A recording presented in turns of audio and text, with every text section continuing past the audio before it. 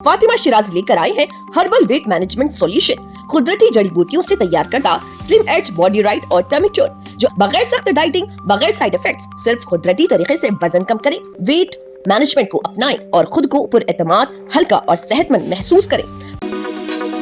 अस्सलाम वालेकुम नाजरीन, आप देख रहे हैं KBN न्यूज। मैं हूँ अर्शिया सावरी। आइए जानते हैं आज की ताज़ा खबर। हैदराबाद पुलिस ने मशहूर एडवोकेट ख्वाजा मोइजुद्दीन के कत्ल के मामले में 7 मुलजिमीन को गिरफ्तार कर लिया। पुलिस ने कांग्रेस लीडर महबूब आलम खान, उनके बेटे मुजाहिद आलम खान और कुछ दूसरे अफराद को गिरफ्तार किया है। इन्वेस्टिगेशन में ये भी सामने आया कि कत्ल का ताल्लुक वक्फ जमीन के तनाज़े और लीगल केसेस से हो सकता है जिन पर एडवोकेट काम कर रहे थे। पुलिस के मुताबिक मुलजिमीन ने कत्ल के लिए हायर्ड किलर्स का इस्तेमाल किया और कई हफ्तों तक एडवोकेट के मूवमेंट्स पर नजर रखी गई। एक मुलजिम अभी भी फरार बताया जा रहा है।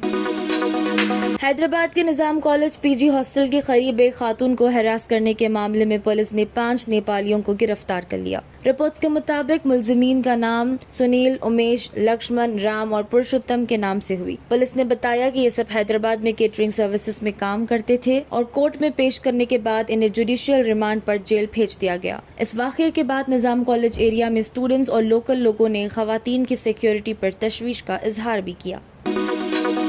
हाइड्रा के ईगल यूनिट ने ट्रांसजेंडर को यूनिफॉर्म सैलरी और ऑफिशियल पहचान देने का फैसला किया। इस इनिशिएटिव का मकसद ट्रांसजेंडर कम्युनिटी को रोजगार और इज्जत के साथ सोसाइटी में बेहतरीन मकाम देना है।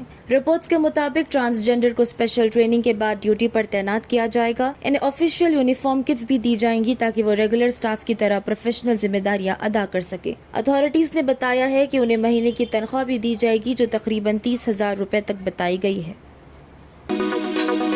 CBI जांच में एक्टर मॉडल त्विशा शर्मा की मौत का मामला और ज्यादा पेचीदा होता जा रहा है। इन्वेस्टिगेशन में अब 20 लाख रुपए के shares, digital log, CCTV footage और त्विशा की आखिरी घंटों की एक्टिविटीज को डिटेल में चेक किया जा रहा है। त्विशा के फैमिली मेंबर्स ने डाउरी हरासमेंट, फिजिकल अब्यूज के इल्जामात भी लगाए हैं। ये मामला पहले सुसाइड माना जा रहा था, लेकिन कॉन्ट्राडिक्शंस, CCTV और कई सारे एविडेंसेस को मद्देनजर रखते हुए सुप्रीम कोर्ट की निगरानी में इस केस को CBI को ट्रांसफर कर दिया गया।